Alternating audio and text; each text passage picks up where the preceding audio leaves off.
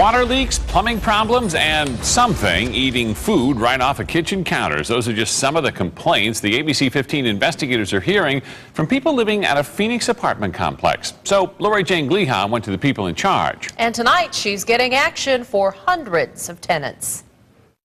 It's like, you can hear them having parties. There is something inside the walls at the Santa Fe Springs apartment complex in Phoenix near 19th Avenue and Glendale Avenue. whereas I honestly thought that there was a beaver trying to get in under my sink. It's not funny, I'm laughing, but it's so bad. I mean, you can hear them scratching. The sound is disturbing. And what really got me was when I'm hearing the running through the vents. Especially when you see what's making the noise. I did catch one of the mice. It was beefy, like it had been eating.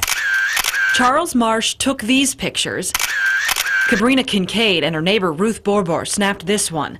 And our ABC 15 photographer also captured it on his camera. When they get caught in that little black thing, I have to pull their little heads off of that little black thing. It's a rat and mouse problem. County health records show it's been going on for at least 9 months, and some residents are convinced the rats are responsible for this. I just came out to go to work and I saw the fire. An electrical attic fire in February above a vacant apartment. Fire investigators found it involved wiring, but did not specifically mention rats in their report. I don't feel safe at all here. This isn't the only problem for residents. We've also seen documentation of water leaks. And when we went to track down the owner of this property, we discovered something surprising. A nonprofit staffed by the city of Phoenix is in charge. Do you feel confident that it's a really good job that's been done in the way that things have been handled? We need more done. We need to completely eradicate pests. But is it going on? Are we being aggressive? Are we tackling the issue? It's getting better, and it's going to be even better. Kim Dorney is the City of Phoenix housing director. She says the city's nonprofit called Pride bought the complex in 2010 using federal grant money. That year, a city press release touted the comprehensive rehab plan for the interior and exterior of the place over the next 12 months. Nearly 2 years later, the majority of the grant money hasn't been spent.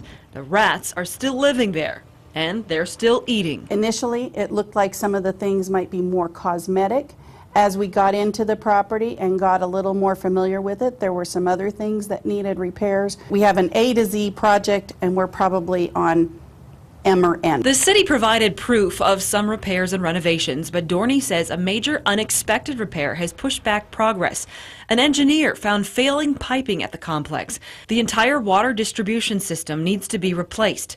Dorney blames government red tape. She says the process of getting estimates and permits caused lengthy delays. Was this a good investment?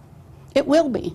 It will be. Would you live there? I do think that there are problems. We have purchased a very complicated property, and we are moving forward. So yes, I would live there. The city says the major renovations could start in September.